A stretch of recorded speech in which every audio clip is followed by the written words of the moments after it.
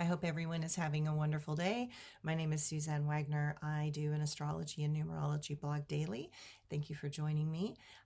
It's a beautiful day where I live in Northern California at the moment, and I'm so grateful that we don't have any of the fog or the smog and the fire stuff going on right here. It's actually cool at the moment, which is really great. So my husband and I this morning went out and split wood because we have a wood burning stove because we live in the boondocks out here, as well as some other forms of heat. But, it's always good to use the resources that we have. And it's a great way to take down trees because you know that you're going to be using them for wood. And right now we are trying to prevent as much fire danger as we possibly can. So we did a lot of work trying to clear out trees and clear out brush. And there's always endlessly more to do. But at the moment, we are kind of getting on top of it. So today was a wood splitting day and a wood stacking day. And it's good exercise. It's one of those things that makes me feel like I'm alive. And I think, God, at 61, did I think my life was going to be looking at stacking wood? And somehow I didn't think that, but it is weirdly perfect. So one of the lessons in life is to embrace what is. And especially today with the astrology and the numerology, let's try to take that a little bit further, because if you add all the numbers together, you get the number 21. And if you add the 2 and the 1 together, you get the number 3. And the number 3 is about embracing the spontaneity and the wildness that arises when joy abounds. Life force energy is always chaotic by nature. In this number, it is the expansion of humor and the ability to laugh at oneself, as well as learning to embrace the crazy things that happen in life. We have to learn to face the sheer insanity that happens in our world. Today is that day when ups and downs seem more obvious. We can either embrace the ride or want to get off the ride. But getting off is never really an option. So why not enjoy what is arising and learn to embrace this moment fully? Okay, the astrology today. The moon continues in the go-getter sign of Aries. It's very initiating, likes to start things and get things going. Take some time to figure out your next step and allow that new strategy to unfold. Now, Venus opposes Chiron today, which, can be a little uncomfortable, and it sometimes wants to focus on what's wrong, and that may not be the best way to navigate this tricky energy. So see what is working rather than notice what isn't working. There is always room for improvement. We can do that from a place of full presence and conscious awareness. Find ways to engage with others to have more social interaction. And while I know we are on COVID quarantine and it's still in effect, engaging in safe ways with others will help build confidence. I know everyone is really tired in ways that defy explanation. I know that humanity feels the imbalances in life right now in ways that are dreary and worrisome. That is why focusing on those we love and doing things for others can be so helpful.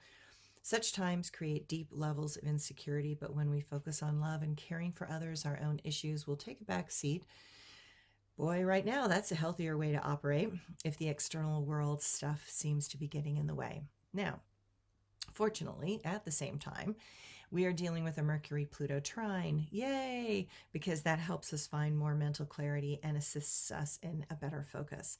There is a place of psychological strain that's happening, and we are being asked to put more clarity and insight into stressful situations. And yes, it is challenging. Yet, that is the challenge being offered at this time.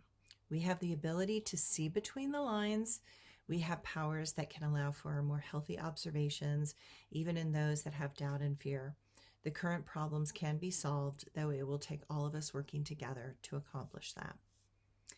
And my quote for today: watch an animal and what will you see?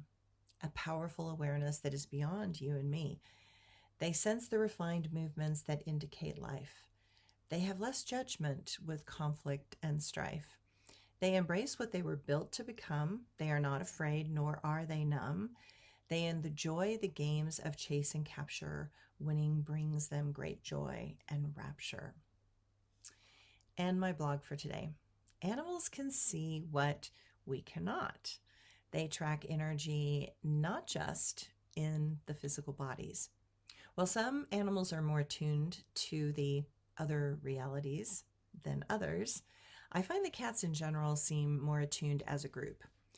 I had a cat who almost died as a kitten, and my dog actually found him under a porch in the snow in Park City, where it had been freezing all night when I lived in Park City. And this kitten was lying on top of his frozen to death in the snow sibling. It was so sad, trying to get the last bit of warmth off that dying body. And my dog claimed this kitten as his own, and they were best buddies, for the rest of their lives. Perhaps it was because this kitten was standing at that edge between life and death, and somehow that gave him more awareness than other cats. He was very ill and took weeks to recover from his trauma. He had pneumonia and frostbite on his tail, so that, the tip of his tail peeled off and had a permanent little crook in it from that point on. And once he healed, he would watch things moving through the house.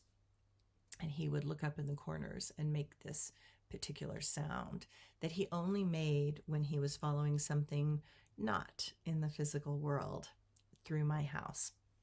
Because I do not have the ability to see, because I do have the ability to see some of those energies, he would help me notice things that I had perhaps missed. When I would focus in the direction that he was looking, I would see sort of a shimmer in the energy, usually up along the ceilings and in the corners. But he had these things down pat. He would warn me if something was bad or if something was good. The bad ghost sound started as a type of throat growl and would end in a spitting a good ghost, angel, or guide would often have him following it through the house, but not making any noise, although he was always determined to keep an eye on it. While he was the most vocal about it all, I noticed that the other cats also noticed what he was noticing in less obvious ways.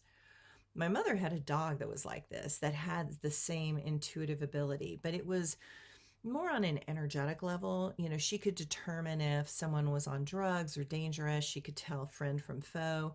I often think with dogs, it is about smell. And I think that they have various methods of determining risk and danger. Animals have learned to notice those things that most humans seem uninterested in. As humans, we are learning how to become part of the more subtle realms, and it is often our animals and those beings in nature that attempt to create a bridge for us to listen and become more attuned to what is just beyond our awareness. One of the things also I find really interesting is that in the Tibetan and the Himalayan and the Mongolian energy, snow leopards are, it's super, super bad karma to kill a predator, specifically a snow leopard. And I love this. I think it's kept the snow leopards alive. Their superstition is that that cat is a killer, obviously, and it is carrying the karmic load of all the murder and mayhem and death in the world. And so that's a soul that had created great atrocities in past lives, and that they're still carrying this karma of murdering somebody. And so if you kill the cat, you actually take on all the karma of that animal's murderous intentions and energy. And so you would never want to do that. And I love that. I wish we had that as a metaphor for everyone. I wish that we just said, you just don't kill predators, that you let predators be. And I know that sometimes predators are coming after us and it's not dangerous. It's dangerous. And I understand all of that. But I wish we could learn to coexist, in a way with animals that would be more in alignment, and that we could understand. And I really believe that probably in my lifetime before I die, you're going to have like translators that could translate what a cat is saying to you or what a dog is trying to say to you.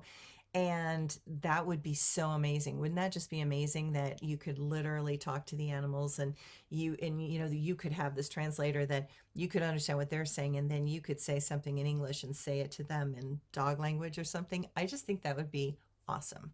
Anyway, that's my dream for today. I hope you guys have a great day. Bye.